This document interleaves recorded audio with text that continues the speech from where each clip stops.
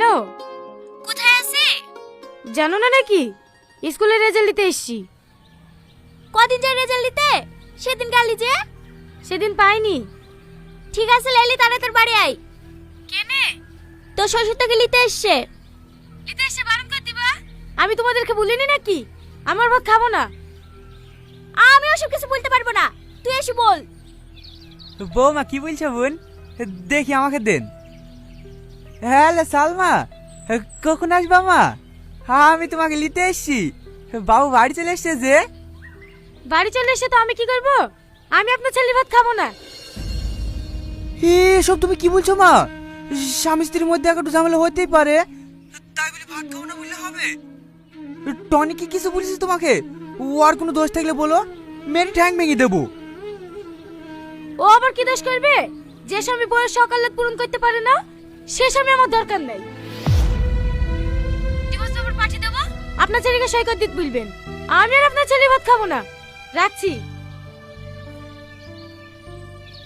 Hello hello hello বৌমা,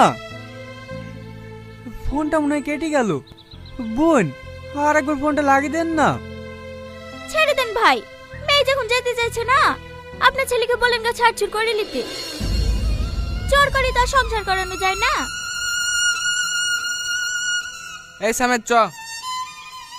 আর একবার বৌমাকে ফোনটা লাগিয়ে দিলে হতো না? কি বারবার অপমানের যাচ্ছি? ওরা বলছে তো ডিভোর্স দিয়ে দেবো। দেশে কি মেয়ের অভাব নাকি? চ, অতি ভালো মেয়ের সাথে সেলিব্রিটি দিয়ে দেবো।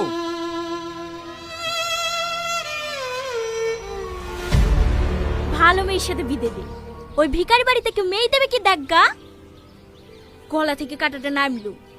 এই সাথী, সালমা স্কুল থেকে আসলে বলি দিস ডিভোর্স পেপারটা পাঠিয়ে দিতে।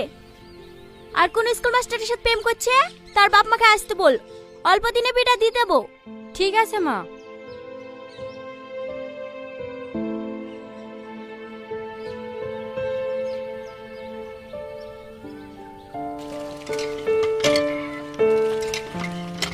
কি গো, একা আসছো যে? সালমা আসলো না? না, ও আর এ বাড়িতে কোনোদিনও আসবে না। কেনে? আমরা নাকি গরিব, আমার ছেলে নাকি ওর সকালে আর কিছু পূরণ করতে পারে না, তাই ওরা ডিভোর্স চাইছে।